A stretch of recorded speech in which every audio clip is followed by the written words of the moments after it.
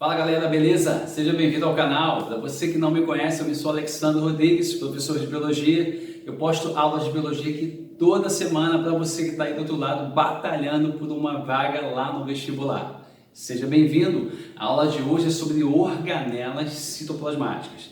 Essa é a aula, pessoal, #aula 4. Isso significa que já tem 3 videoaulas aqui sobre citologia antes dessa. Então já quero te convidar a assistir essas outras aulas. Elas são muito interessantes e importantes para você que está do outro lado. O ideal é que você assista essas aulas na sequência, porque você vai perceber que eu vou dando dicas que vão servindo para as aulas seguintes. E aí você vai se aprofundando nesse tema que todos os vestibulares cobram, beleza? Bom, vamos começar aqui pelo quadro. Dá uma olhada nesse quadro que eu preparei para você, tira um print dele, tá? Aproveita, tira esse print para poder você guardar e fazer as suas anotações. Agora vamos dar uma olhada aqui no desenho que eu preparei para você, ó. Analisa comigo. Aqui nós temos uma célula eucariota, tá? Ou eucarionte. Por que isso? Porque ela tem um núcleo, tá aqui no meio da célula, com seu material genético compartimentado dentro dela, por isso é uma célula eucariota, tá? Temos aqui também algumas organelas, tá? Temos aqui, ó, tá vendo? Esse aglomerado também está espalhado pela célula, são os ribossomos, fazem síntese de proteína, tá? Temos aqui também os centríolos, que participam de vários eventos que eu vou destacar para vocês. Temos aqui os peroxissomos, temos os lisossomos, aqui desse lado temos o complexo de Golgi ou complexo de Golgiense e aqui, pessoal, o retículo endoplasmático. E eu quero começar a aula por ele, pelo retículo, tá? Então já quero que você note que o desenho mostra para a gente que o retículo endoplasmático está muito preso, muito próximo, muito unido a quem? Ao núcleo. Isso mesmo, ele tem uma intimidade física com o núcleo, tá? Ele também, se você perceber, ele é dividido em 2 tipos de retículo. Você tem essa primeira porção do retículo, que tem aqui, ó, vários ribossomos aderidos à sua face externa, tá? E tem essa região aqui do retículo que não há a presença de ribossomos. Então, por essa diferença, nós vamos classificar essa primeira porção de retículo endoplasmático rugoso, que também pode ser chamado de granular. É justamente pelo fato de ter ribossomos aderidos à sua face, ou seja, à sua membrana externa. Quando a gente olha para essa face aqui, para essa região do retículo endoplasmático, nós não temos os ribossomos aderidos. Então nós vamos chamar de quê? De retículo endoplasmático liso ou agranular. Viu a diferença? Beleza? Agora, eu quero que você note a função. Vamos começar pela função. A função do retículo endoplasmático é síntese de lipídio e síntese de proteína. Quero lembrá-los que síntese é produção, tá? Então você tem aqui, ó, o retículo endoplasmático granular sintetiza proteína, enquanto que o retículo endoplasmático agranular, ou seja, o liso, vai sintetizar lipídio. Então anota isso aí. Essa é a principal função do retículo endoplasmático. Ele vai sintetizar proteína e vai sintetizar lipídio, ou seja, cada um deles. Agora vamos nos ater aqui às outras funções do retículo endoplasmático granular, ou seja, esse que tem ribossomos aderidos à sua face externa, tá? Pessoal, ele participa, ele tem como função o metabolismo celular. Galera, entenda o metabolismo o seguinte: toda forma de proteína que ele produz será utilizada pela célula da seguinte maneira, tá? Algumas proteínas vão vir para cá, para dentro do núcleo, para formar quem? O DNA, o RNA, que é praticamente 100% proteína. Também vai vir para cá, para a carioteca, ou seja, para a membrana nuclear, para formar essa membrana que compartimenta o material genético ali dentro. Também será espalhado pela célula como um todo para outras organelas, para outros fins. E principalmente para essa região em azul aqui que é chamada de membrana plasmática. Lembre-se, tá, que a membrana plasmática possui proteínas transmembrana, proteínas de canal, proteínas periféricas, existe também uma bicamada de fosfolipídios. Gente, eu estou falando aqui de estrutura, tá? E aí vem a outra função dele, estrutural. Isso significa dizer, galera, que ele produz proteínas para literalmente construir a membrana, para construir as organelas, para ser utilizado para a produção de material genético e para outros fins. Então essa função é muito importante e muito cobrada nos vestibulares. Tá vendo aqui, ó, fosfolipídio? Quero lembrar vocês que a membrana plasmática ela é uma bicamada de fosfolipídios. Os fosfolipídios são as estruturas em maior abundância na membrana plasmática. A gente viu isso na minha aula de membrana plasmática, tá? Dá uma olhada lá. Galera, ele então vai ajudar a construir literalmente parte dos fosfolipídios. Isso mesmo. Olha que função interessante, que função importante para você. Mas não para por aí. Ele também participa de um evento, ou melhor dizendo, ele realiza um evento chamado glicosilação. O que é isso? A glicosilação acontece o seguinte: o retículo endoplasmático granular, ele pega um açúcar, tá? Um carboidrato, e associa a uma proteína. Quando ele associa, ele forma uma estrutura chamada glicoproteína. Aí depois ele também pega um açúcar e associa a um lipídio, uma gordura. Aí quando ele associa, ele forma uma estrutura chamada o quê? Glicolipídio. Então, essa capacidade de associação de um açúcar a uma proteína ou um açúcar a um lipídio, se chama isso de glicosilação. Isso é uma função dessa organela, o retículo endoplasmático granular. Agora vamos falar aqui, ó, dessa regiãozinha aqui do retículo endoplasmático que não tem os ribossomos aderidos a ela, que faz síntese de gordura, lipídio, tá? Que é o retículo endoplasmático granular ou liso. O liso vem daí, de não ter ribossomos à sua face externa. Galera, dá uma olhada nisso. Produz colesterol. Isso mesmo, o colesterol é gordura. Ele é muito utilizado para vários fins no corpo da gente. O colesterol não é um vilão por completo, tá? Existe, por exemplo, o HDL, que é um colesterol bom, tá? Que é um colesterol que é importante para a melhor circulação dentro dos nossos vasos. Ele, por exemplo, retira o colesterol ruim que está preso nos vasos sanguíneos, de forma chamada ateromas, né? Placas de gordura. Então você vê que o colesterol, no dia todo, ele não é ruim, tá? Agora, sabe o que é interessante? Esse colesterol é a matéria-prima, é a base para a construção de hormônios. Isso mesmo, o retículo endoplasmático granular produz hormônios, mas quais hormônios? Essa é a pergunta. Progesterona, estrogênio e também a testosterona. Estamos falando de hormônios sexuais específicos. Vestibular gosta de cobrar esses detalhes. Então anota aí, ser humano, tá? Outra coisa, desintoxicação. Galera, se você toma um fármaco, um remédio, por exemplo, um remédio para dor de cabeça, tá? Esse remédio vai ter lá a sua ação positiva no organismo da gente, beleza, tranquilo. Agora, a gente sabe que remédio é um tipo de toxina, é um veneno também para o corpo da gente, tá? Tanto que é chamado de droga. Então, o que acontece? Para que essa droga ela não cause tanto mal para a gente, o nosso retículo endoplasmático granular ele vai desintoxicar o organismo, ou seja, ele vai degradar, ele vai quebrar essa molécula. E quando ele quebra essa molécula, ela fica mais facilmente para ser retirada do organismo, através da sua urina, por exemplo, através do seu sistema excretor. Então ele tem o papel de pegar todas as formas de fármacos, de remédio, degradar, ou seja, quebrar em matéria mais simples, para que você possa então eliminá-la, tá? Então o papel de desintoxicação é muito importante. Outra coisa, ó, degrada o quê? Substâncias lipossolúveis. Vamos analisar isso aqui, ó. Lipo vem de lipídio, gordura, solúvel, tá? Solúvel em água. Só que no caso dessas lipossolúveis, elas não são solúveis em água. Então esse é o primeiro ponto. São substâncias que não são o quê? São substâncias que não são polares, são apolares, tá? Ou seja, não tem afinidade pela água. Então que substâncias são essas? São várias, mas eu vou te dar um exemplo muito legal. Você vai escrever a palavra aí, ó, KD, com K, K-A-D-E. São vitaminas lipossolúveis, isso mesmo.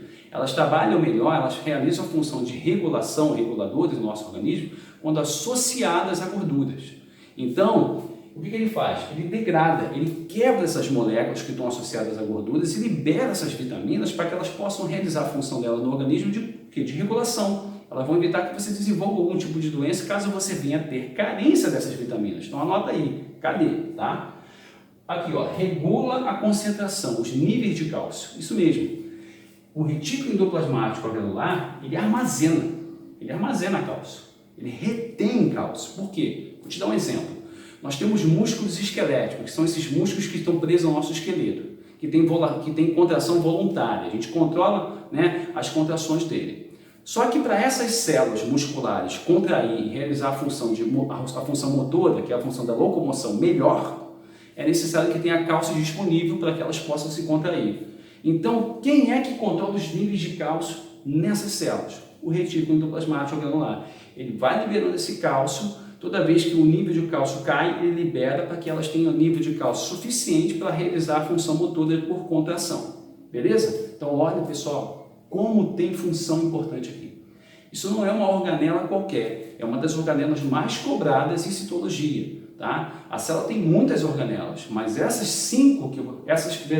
todas essas organelas aqui, ó, que eu separei, tá? Essas 5 que eu separei aqui, elas são de grande importância para você, porque elas são muito cobradas em vestibular. Então vamos partir para outra, tá? Vamos sair daqui do retículo endoplasmático agora e vamos passar aqui, ó, do aparelho de Golgi ou aparelho golgiense, beleza?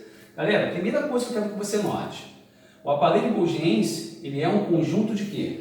Ele é um conjunto de bolsinhas achatadas umas sobre as outras, tá? Ele é um empilhamento de quê? De bolsinhas ou vesículas achatadas, tá? Cada bolsinha dessa é chamada de dictiossoma, anota aí, dictiossoma, tá? Então ele é um empilhamento de dictiossomos. Outra coisa importante é que ele se comunica diretamente com o retículo endoplasmático e com a membrana plasmática. Ele faz uma ponte de comunicação aqui com a membrana e com o retículo. Tanto que eu desenhei isso aqui, ó, que eu já vou explicar o que é, tá? Então, essa comunicação é importante. Então, vamos entender agora as funções do retículo, melhor dizendo, do complexo golgiense. As funções do complexo golgiense é, por exemplo, determinar o destino das substâncias que chegam até ele. Então, se ele recebe, por exemplo, uma proteína, ele vai destinar para onde essa proteína vai. Se ele recebe um lipídio, um carboidrato, ele vai destinar para onde eles vão também. Então, ele pode destinar, por exemplo, para a membrana plasmática, para ajudar na construção da membrana. Ele pode destinar para organelas e ele pode destinar para fora da célula para que esse material seja utilizado por outras células. Isso mesmo. E quando isso acontece, esse material vai ser transportado por essas bolinhas aqui que você vai chamar agora de vesículas transportadoras, tá?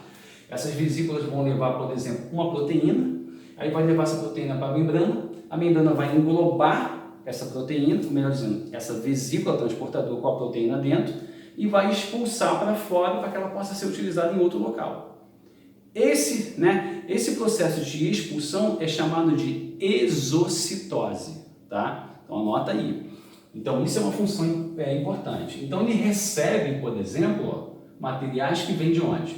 Do retículo endoplasmático, tanto granular quanto agranular. Então fica atento a isso. Ele recebe esse material como? Aqui, ó. Esse material, lembra? O retículo endoplasmático granular sintetiza proteína. O retículo endoplasmático agranular, ele vai sintetizar lipídios. Aí esse material, ele é compartimentado, ele é colocado dentro de bolsinhas chamadas vesículas transportadoras. Aí ele vem transportando aqui, ó, desenhei para você, ó, vem transportando. Aí chega até quem? Chega até o complexo golgiense. Aí o que ele faz? Ele faz a glicosilação. Isso mesmo. A glicosilação não é uma exclusividade do retículo. Na verdade, essas duas organelas fazem. E o que a gente aprendeu que é isso? Que é a associação de um açúcar, de um carboidrato a uma proteína. Ou de um açúcar a um lipídio. Aí olha que interessante. Eu coloquei aqui um exemplo para você. Colágeno. Colágeno é uma proteína. Essa proteína é encontrada nos 4 tipos de tecidos conjuntivos que estão presentes no nosso organismo. Tá? O colágeno, por exemplo, ele gera resistência, elasticidade, está presente na nossa pele, nas cartilagens, em muitos lugares. Tá? O que acontece? O nosso retículo endoplasmático granular, ele produz a proteína. Coloca essa proteína dentro da vesícula. Essa vesícula é transportada até o nosso aparelho de Golgi. O aparelho de Golgi, então, recebe e aperfeiçoa, aprimora, melhora esse material. Como? Fazendo o quê? A glicosilação. Ele agrega a essa proteína um carboidrato e forma aí o colágeno. E libera esse colágeno para ser utilizado em todos os tecidos conjuntivos. Então a função dele é de aprimoramento, de melhora, de aperfeiçoamento das substâncias que ele recebe. E secreção, porque ele secreta depois essas substâncias para diversas áreas dentro da célula, mas também para o exterior dessa célula. Então anote isso, secreção, aperfeiçoamento, aprimoramento, transporte são nomes que você precisa vincular, relacionar ao complexo golgiense. Tranquilo? Aí depois chega aqui, ó, produção de acrossomo, lamela média, e lisossomo. Vamos entender, são estruturas diferentes. Vamos começar por essa aqui. Por quê? Isso aqui, o lisossomo, ó, ele está aqui, ó. Ele é uma organela citoplasmática. Isso mesmo. Já vou falar dela. Ou seja, quem produz essa organela chamada lisossomo é o complexo golgiense. Então, a origem do lisossomo é o complexo do golgiense. Isso já foi cobrado em vestibular. Fica atento, tá? Agora, o que é lamela média? O que é acrossomo? Vamos começar pelo acrossomo. O acrossomo, você precisa lembrar de uma célula chamada espermatozoide. O espermatozoide, ele tem a cabeça. Na ponta da cabeça dele, você vai encontrar uma bolsinha cheia de líquidos digestivos lá dentro, de enzimas digestivas. Essas enzimas digestivas têm uma utilidade muito importante. Ele chega no óvulo, rompe essa bolsa, libera essas enzimas abrem um buraco no óvulo, ele entra, pronto, ocorreu a fecundação. Essa é a função dessas enzimas. Mas eu quero falar da bolsa. Essa bolsa, essa região, essa estrutura que carrega as enzimas digestivas, que está na ponta da cabeça do espermatozoide, é chamado de acrossomo. Tá? Esse acrossomo é produzido pela parede de Golgi. Beleza? Agora, o que é a lamela média? A lamela média está presente em células vegetais. Tá? A lamela média nada mais é do que um molde para a fabricação da parede celular. Isso mesmo. Quando a célula vegetal ela vai se reproduzir, ela vai se dividir, por mitose, por exemplo, ela precisa produzir novas células. Então, ela utiliza em um determinado momento da divisão celular, especificamente na telófase, que é uma das fases da divisão, a lamela média é produzida pelo nosso complexo golgiense, que vai servir de molde para a produção da parede celular, que é uma estrutura de exclusividade das células vegetais. Não somente delas, mas célula animal não possui. Anota isso é muito importante. Cada uma das dicas que eu estou dando para você aqui, ela é de grande relevância, porque eu retirei de vários assuntos que foram cobrados dentro de vestibular, inclusive o Enem. Então anota aí, tá? Beleza? Então aqui ó, nós conseguimos concluir o complexo golgiense. Agora você vem para cá, o peroxissomo. Aqui você tem o peroxissomo. Você tem vários peroxissomos espalhados também, tá? Esse peroxissomo parece uma vesículazinha, parece uma bolsinha mesmo, tá? Tem tamanhos um pouco diferentes, tá? E pode ter números diferentes de acordo com o tipo de célula que está presente no nosso corpo. O peroxissomo faz um evento muito interessante, ele faz um processo, né, muito interessante. Ele quebra, ele degrada, tá? O peróxido de hidrogênio. Ser humaninho, peróxido de hidrogênio é muito tóxico. Todas as nossas células, eles produzem o peróxido de hidrogênio, que é mais conhecido como água oxigenada, durante o metabolismo celular. O que eu estou tentando te informar é que as nossas células produzem isso naturalmente ao longo da vida dela. Só que o peróxido de hidrogênio, como eu já havia falado, ele é muito tóxico para o corpo da gente. É aí que entra a função do peroxissomos. Ele pega o peróxido de hidrogênio e quebra. E ao quebrar o peróxido de hidrogênio, ele produz duas novas moléculas, água e oxigênio. Essas moléculas não fazem mal para o nosso organismo. Então ele pega uma substância, uma molécula altamente tóxica e degrada ela em moléculas que não vão fazer mal, vão ser utilizadas pelo nosso corpo naturalmente, pelas nossas células naturalmente. Essa é a função principal e uma das mais cobradas, tá? Mas além disso, ele faz uma outra coisa lá nos vegetais. Ele transforma lipídio em carboidrato, tá? Em açúcar. Como? Quero que você se lembre das sementes vegetais, das sementes. As sementes estão no solo, tá? E ela precisa germinar para poder gerar um brotinho, se desenvolver e gerar uma árvore. O que permite que essas sementes se mantenham vivas por um longo tempo? Que dentro dela tem uma concentração de lipídio muito grande, gordura. Lipídio é uma substância nutritiva e energética. É aí que entra a ação do peroxissomo. Ele pega esse lipídio da semente, converte em açúcar e esse açúcar libera energia na forma de ATP e ela faz isso em que momento? Somente na época da germinação.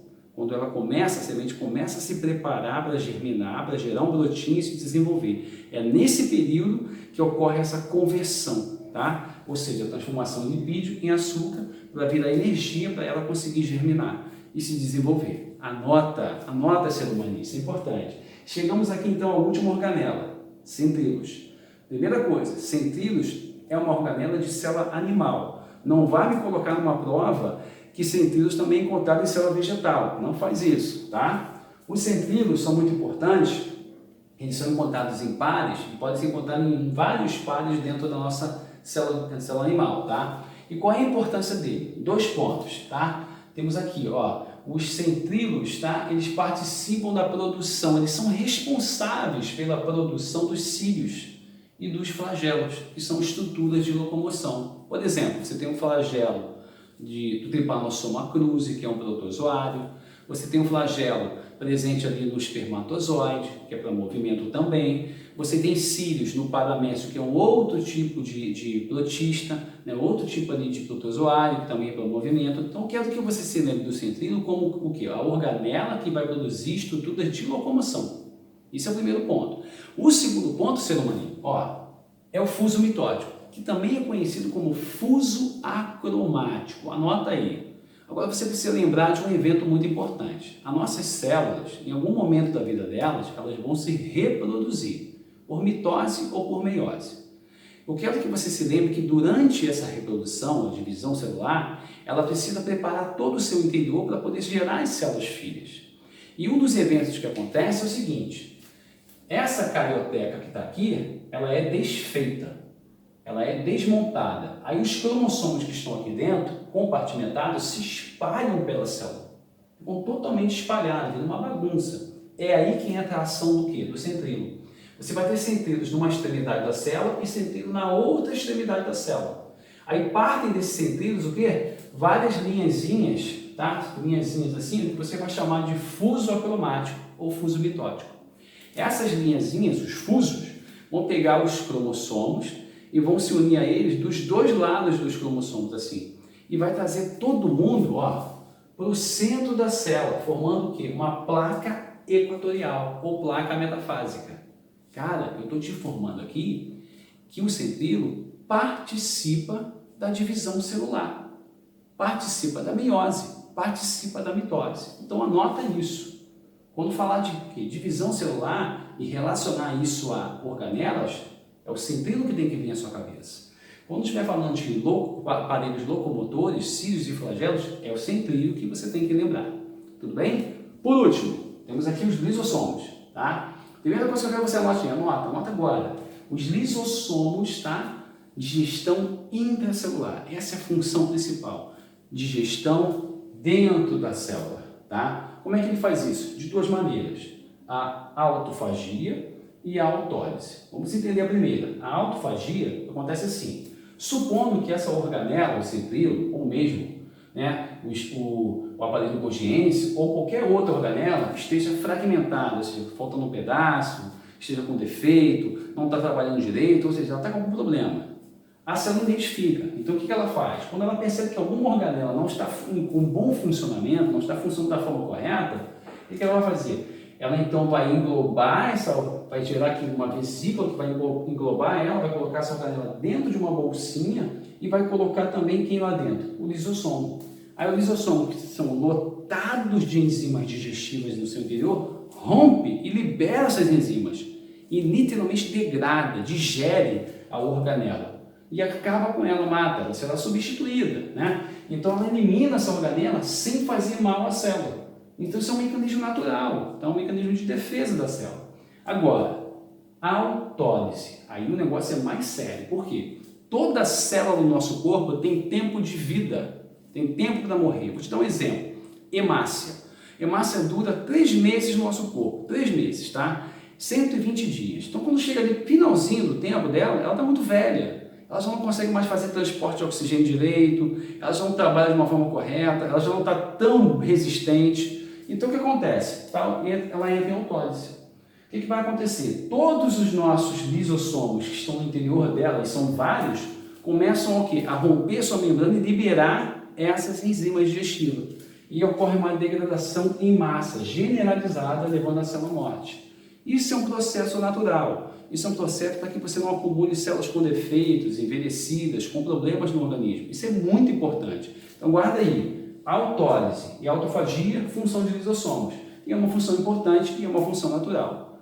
Beleza? Se gostou da aula? Se ligou nas dicas? Então fica atento. Eu coloco aulas aqui toda semana, tá? Toda semana eu coloco uma aula novinha para você, atualizada, baseada em questões do Enem e de outros vestibulares, para ajudar você que está do outro lado. O que eu quero pedir a você agora é, aciona o sininho para você receber essas aulas, tá? Se inscreve no canal, compartilhe essa aula com um colega que pode estar precisando desse assunto. Me siga também nas redes sociais, Instagram e Facebook, tá? Lá você me encontra como Prof. Alexandre Rodrigues. E eu aguardo vocês na próxima aula. Até lá!